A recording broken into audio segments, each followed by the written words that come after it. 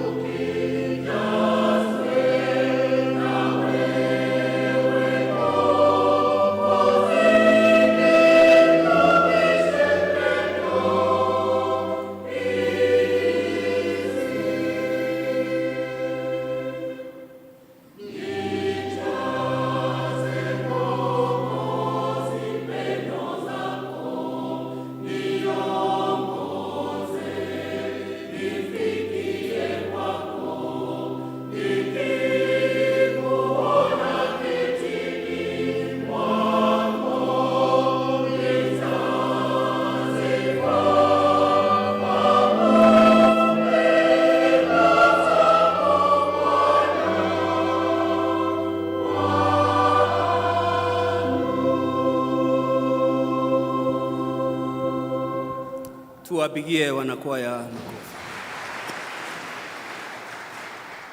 Sababu ya wageni, jina ni Njagi, na zaidi yote nimeokoka. Kristo yu Bwana mkombozi wa maisha yangu. Je, wewe ni nani? Hiyo ndio nimechukua kama mada yetu ya siku ya leo. Tumesomewa katika Petro wa kwanza sura hiyo ya pili mstari wa 9 hadi 10. Na ndiposa na kuuliza wewe na mimi, je, wewe ni nani?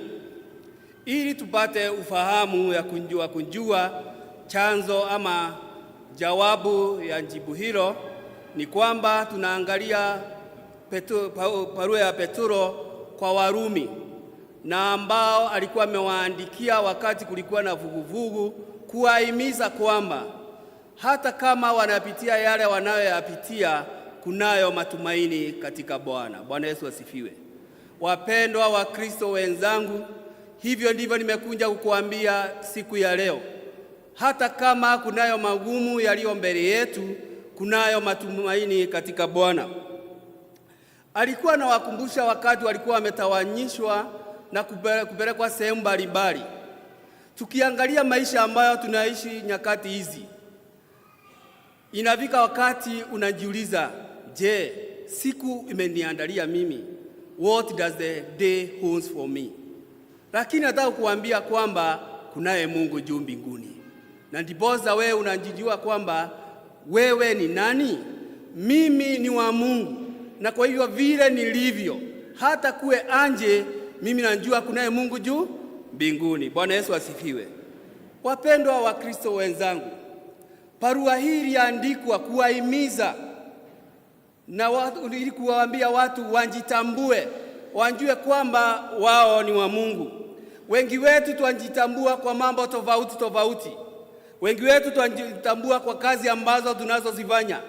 Wengi wetu tunajitambua kwa mali yetu. Wengi wetu tunajitambua kwa masomo, kabila, familia ama vyeo, ili watu watujue zaidi. Lakini cha muhimu ni kwamba sisi tujitambue naye yule ambaye ametuumba, na niye Yesu Kristo. Bwana Yesu asifiwe. Na kwa hivyo Petro anawahimiza kwamba msije mkajitambua na mambo haya yote. Hata kama mmetawanywa sehemu mbalimbali, jitambueni na yule ambaye anaishi milele na milele. Kuna mambo manne ambayo nataka tuyaangalie. Jambo la kwanza ni kwamba wewe umechaguliwa. Bwana Yesu asifiwe. You are chosen by God. You did not choose me, but I chose you. Tunakumbushwa kwamba sisi hatukujichagua, lakini Mungu alituchagua. Kwa sababu gani? Alipokuumba ama kuleta hapa duniani, alikuwa na jambo moja ama mambo mawili aliyokuwa anataka kwako. Na ndiposa akaitanishwa na wewe, ama wewe ukaitanishwa na yeye. Na ndiposa hata wakati huu hatuna woga wote kusema kwamba amenichagua, amenikomboa. Mwenyezi Mungu anatuita kwamba sisi tuwe wake, kwa maana tuko na nafasi nyingine ile. Hakutuita kwa maana tulistahili. Bwana Yesu asifiwe. Mwenyezi Mungu tu alituita kwa sababu alitupenda. Na ndiposa tukisoma Yohana 3:16, jinsi hii tu akaupenda ulimwengu akatukomboa wote kwa dhambi. Bwana Yesu asifiwe. Kwa hivyo inamaanisha nini? Kama mimi nimeitwa na yeye, na yeye hakuniita, ni mimi yeye alinikomboa, inamaanisha nini? Mimi ni wake. Yeye anatukumbusha kwamba hata kama tuna mambo ambayo hayastahili, wakati alipoita Ibrahimu alikuwa na zile weakness zake. Kwa maana Ibrahimu alisema kwamba wakati alipoumbwa na akawa barikiwa na mke, yeye hakuwa amebarikiwa na familia. Kwa hivyo huo ulikuwa udhaifu. Alipomwita Daudi pia alikuwa na udhaifu wake, kwa maana alifanya dhambi ambalo limchukiza. Alipomwita Gideoni vile vile, na alipoita wale wanafunzi 12, wengi wao hawakuwa wamekamilika. Tupata kulikuwa na Yuda Iskarioti. Alipomwita Paulo alikuwa mtu ambaye alikuwa anadhulumu watu wa Mungu. Lakini katika hali hiyo yote hakuangalia udhaifu wao. Yeye aliwaita wawe wake. Bwana Yesu asifiwe. Na kwa hivyo sisi na udhaifu wetu, Mungu anatukumbusha mchana huu mwema kwamba he has called us with a purpose. Amen. Ametuita akiwa na kusudi. Na ndiposa ukiangalia bulletini zetu nimeuliza who are you? Kukumbusha kwamba wewe unjiulize, mimi vile nilivyo Njagi, mimi ni nani? Mimi si kitu kama simwenzi Mungu ambaye ameniumba. Bwana Yesu asifiwe. Napaswa kumwenzi huu Mungu, kwa maana jambo la kwanza amenichagua. Jambo la pili, huyu Mungu ambaye amefanya kwetu ni kwamba tunapaswa kunjua kwamba yeye alitukomboa katika Kristo Yesu. Vile tulikuwa watu wambaya na vile mpaka saa hizi ni kwa neema tu, wapendwa. Mungu anatukirimia neema yake. Kwa maana gani? Sisi ni wenye dhambi. Ukweli ama si ukweli? Ni kwa neema yake tu tunaishi. Na ndiposa katika Kumbukumbu la Torati, Deuteronomy chapter 7 verses 7, inatukumbusha kwamba hakutuchagua kwa maana tulistahili. Hakukuweka vile ulivyo kwa maana wewe ulistahili, bali tu ni kwa neema yake.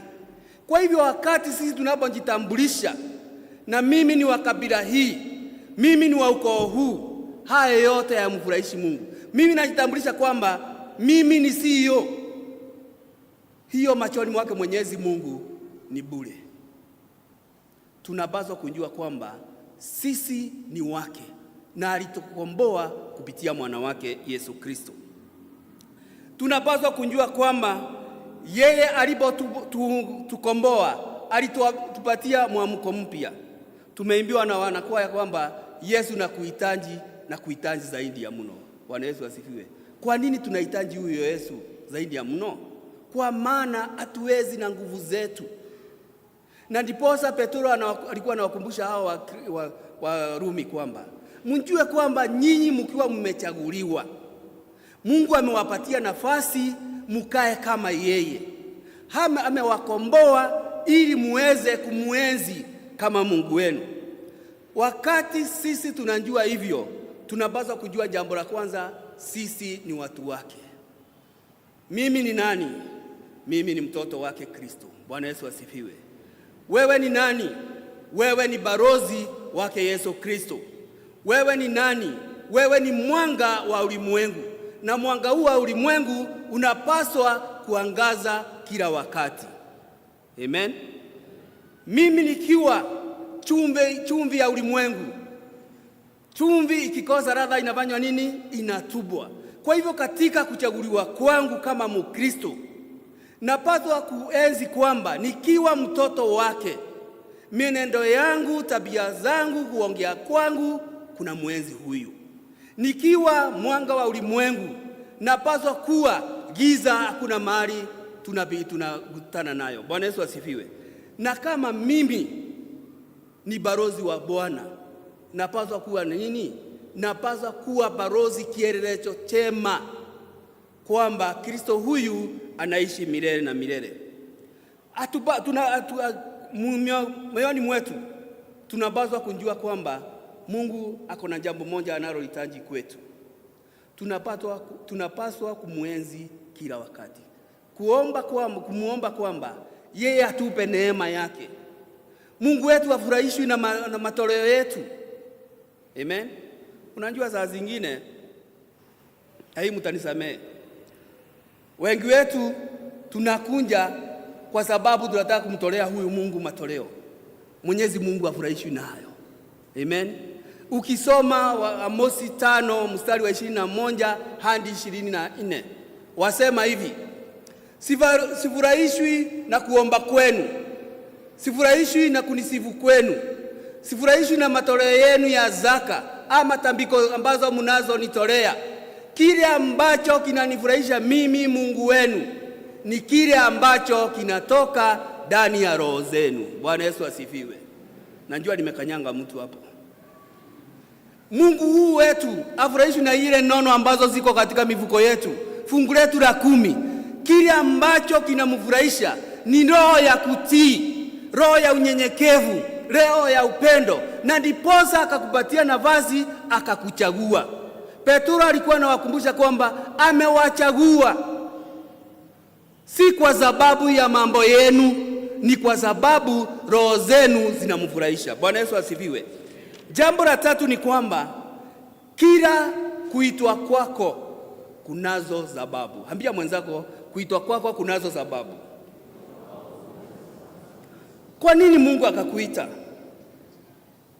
Alipokuwa anatembea na wana wa Israeli akiwapeleka katika nchi ya ahadi, aliwapatia masharti kwamba nchi ambayo mnanenda kukaa ama nchi ambayo mnaenda kutangulia ni nchi ambayo kuna miungu mingine, lakini mimi Mungu wenu sifananishwi. Kumaanisha gani? I am a jealous God. I only need to be worshipped. Kwa hivyo wakati anapokuita anasema yeye afananishwi. Na siku hizi tumeweka fedha na vio na mambo yetu ya masomo mbele, Mwenyezi Mungu anakuja wa pili. Si ni ukweli? Hata mkinyamaza. Kwa sababu gani? Kitu ya kwanza, tunaweka mambo yetu ya binafsi mbele. Lakini nataka kukuambia siku ya leo, mchana mwema, wacha Mungu awe mbele kila wakati. Nimefurahia familia hii kwa sababu wamejua kwamba kwa lolote lile wanalo, Mungu ndiye wa kwanza. Kwa hivyo kuitwa kwetu kunazo sababu. Kwanza, tunapaswa kumuenzi na kumtukuza huyo Mwenyezi Mungu, kwa maana hiyo ndiyo ametuitia. Ukisoma Waefeso 2 mstari wa 10, Paulo akawakumbusha wana wa Efeso kwamba wakati Mungu alipowaita alikuwa nazo sababu. Sababu ya kwanza ni nyinyi kumuabudu kama watu wake. Sababu ya pili ni nyinyi kumtumikia kama yeye ndiye amewaumba. Bwana Yesu asifiwe. Na hivyo wakati najua kwamba mimi ni nani, napaswa kujua kwamba sababu ya kwanza mimi najitambulisha nayo, Mungu ameniita ili ni muabudu, na ili niwe na wakati wa kumwambia kwamba asante Mwenyezi Mungu kwa yale yote ambayo napata kutoka kwako. Asante wewe Mwenyezi Mungu, kwa maana si kwa sababu ya nguvu zangu. Asante Mwenyezi Mungu, umeniwezesha. Ninapofanya hivyo, napaswa kukumbuka kwamba pia napaswa kumtumikia kwa hali na mali. Bwana Yesu asifiwe. Zile ninazo si zangu, ni za nani? Sisi zote ni mali yake. Kwa hivyo katika mambo yetu yote tufanye nini? Tumtumikie. Tunapofanya hivyo, upendo unapaswa kuwa jambo la kwanza. Na ndiposa Mwenyezi Mungu anatuita kama sisi ambao ametuita naye, tujue kwamba upendo iwe jambo la kwanza ambao inatoka sisi kwetu wa Kristo. Nimefurahishwa sana na wanalika wamepanga safari ya kwenda Kamiti Prison. kufanya nini? Kueneza injili ya Kristo, kueneza upendo kwa watu wale wako huko katika jela zetu. Ni mara ngapi wewe umeguza roho ya mtu? Ama wewe tu unasema kwamba me and my own. You are not the way you are because you deserve it. It is through the grace of God. Bwana Yesu asifiwe. Na kwa hivyo saa zote unapaswa kueneza upendo wa Kristo kwa wale wote ule. Unapaswa pia kutumikia wengine, kwa maana Mungu amekupatia nafasi. Alipokuchagua, alikuita ili uwatumikie wengine na mtumikie yeye. Na kwa hivyo hiyo ndio lengo lako kama Mkristo. Tusiwe wa Kristo tu in question mark. Nisiwe mchungaji tu in question mark, kwamba na nena ambalo mimi sifanyi. Bwana Yesu asifiwe. Ninajitanisha na Kristo na ambaye simfuati. Na kwa hivyo Paulo alikuwa anahimiza wana wa Efeso kwamba mambo yenu yote wache yamtukuze Mwenyezi Mungu. Wapendwa Mtakatifu Stefano, wacheni mambo yetu yote tunayofanya katika maisha ambayo Mwenyezi Mungu ametukirimia yawe yanamtukuza huyo Kristo ambaye ametuchagua na akatukomboa. Bwana Yesu asifiwe. Tunapaswa pia kuambia wale wengine kunayo mambo mazuri ambayo yanapatikana katika Ukristo. Na hapa nawapongeza wazee wote. Nimesikia kwamba mko na kiamsha kinywa. Jana tulikuwa na commissioning ya wazee. Na katika kanisa hili tulikuwa na wazee 9 ambao waliwekwa wakfu na askofu. Wako katika ibada hii? Ni wangapi wako katika ibada hii? Simameni wale wako katika ibada hii. Najua mimi ni patroni wenu, kwa hivyo sasa kuna mmoja. Wengine walikuwa katika ibada ya Kiingereza. Jambo moja ambalo askofu alitukumbusha ni kwamba sisi kama tumeitwa, we who are called to be Christian, we need to be the light of the world. Si kwamba roho za wazee zinakuanga gumu. Mimi nilikuwa mmoja wao. Unajua ni vigumu sana, na hata kama People's Wonder ametuchallenge saa hizi kwamba sisi tukiwa katika makutano ya wazee wengine ambao tuko na pale nje, atakaki kusalimiana Bwana Yesu asifiwe. Si ni ukweli? Ili wasinjue. Si tunajua kule tunaingianga saa hiyo ingine. Lakini cha muhimu ni kwamba tulikumbushwa, na akasema atatenga siku ya wazee na wababa. Yaani kila hiyo siku tutakuwa tunavaa hizo nguo zetu za kama, ili hata ukiingia kwa matatu watu wanaona huyu ni mwana kama huyu ni mwana Mothers Union Kwa sababu gani? Tulipoitwa na huyo Mwenyezi Mungu hakutuita nusu, alituita kabisa, na ili tueneze injili yake. Kwa hivyo unapojua wewe ni nani na umeitanishwa na yeye, jua kunayo masharti ama kunayo mambo ambayo anataka wewe uyatende. Jambo la 4, tunapaswa kuishi katika maisha ya utakatifu. Tunajua katika maisha haya ambayo tunaishi, ambayo Mungu ametupatia, hatuwezi kuwa watakatifu wote, lakini tukimuomba yeye atuongoze na mwongozo wake, tutaishi maisha hayo. Bwana Yesu asifiwe. Kwa maana gani? Roho wake Mtakatifu atatuwezesha, na anapotuwezesha sisi tutatenda mambo makuu na ya ajabu. Hii cathedral itakuwa ingine, na itakuwa ingine ya ajabu. Bwana Yesu asifiwe. Haitakuwa vile ilivyokuwa miaka iliyopita, hii itakuwa mwamko mpya. Haleluya. Hilo lingine ni kwamba tunapojua sisi ni akina nani, tunapaswa kujua we respond to God's calling. Ametuita. Je, tutatembea pamoja? Tutatembea na yeye? Jibu ni hivyo. Kwa maana gani? Tumesomewa katika Yeremia 18 mstari wa 1 hadi 6. Sisi ni kama udongo ulivyo mikononi mwa mvinyanzi. Vile mvinyanzi anavyotaka kufanya na wakati anaumba chungu chake, ndivyo anavyotaka kiwe. Na kwa hivyo sisi tukiwa mikononi mwake Mwenyezi Mungu, na ametuita na mwongozo wake, atatuongoza na njia zake zile ambazo anazotaka, na ili ufalme wake undumu milele na milele. Sababu hatuwezi bila yeye, na tukisema kwamba tunaweza, twajidanganya. Changamoto nilionayo kwenu ni hii: anapokuita wasema nini? Isaia 6:8 wasema, wakati Isaia aliposikia neno hilo alisema, niko hapa, nitume. Uko tayari? Wakati umejua kwamba wewe ni nani, uko tayari kufanya vile Mungu anavyotaka katika maisha yako? Ama bado roho yako ni gumu? Ombi langu ni kwamba roho zetu simwenzi huyu Mwenyezi Mungu, tumbatie nafasi katika roho zetu, na ili atuongoze na mwongozo wake, na tukifanya hivyo mambo makuu tutapata kutoka kwake. Bwana Yesu asifiwe.